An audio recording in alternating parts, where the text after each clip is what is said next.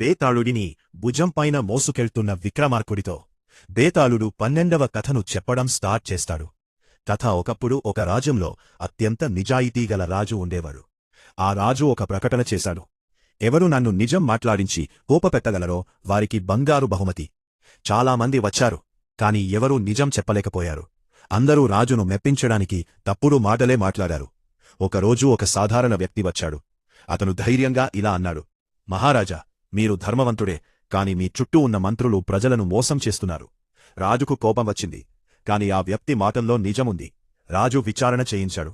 నిజంగానే మంత్రులు తప్పు చేసినట్టు తేలింది. రాజు ఆ వ్యక్తిని శిక్షించలేదు, బహుమతి ఇచ్చాడు. బేతాళుడు అడిగిన ప్రశ్న, ఓ విక్రమార్క, నిజం మాట్లాడడం వల్ల రాజుకు కోపం వచ్చినా ఆ వ్యక్తిని బహుమతిచ్చిన రాజు సరైనవాడా లేక శిక్షించాలా? విక్రమార్కుడి సమాధానం. విక్రమార్కుడి ఇలా అన్నాడు, నిజం చేదుగా ఉన్నా అది ధర్మానికే దారితీస్తుంది.